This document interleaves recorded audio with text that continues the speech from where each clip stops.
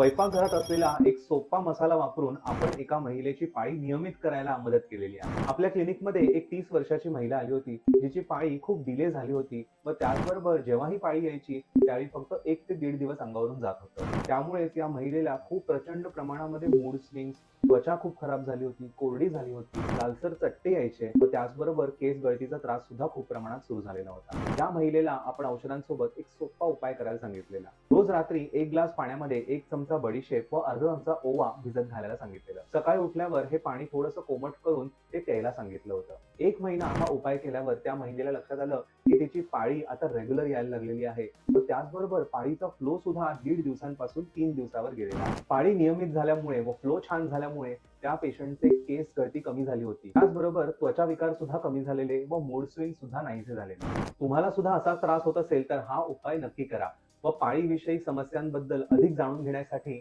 आम्हाला नक्की फॉलो करा.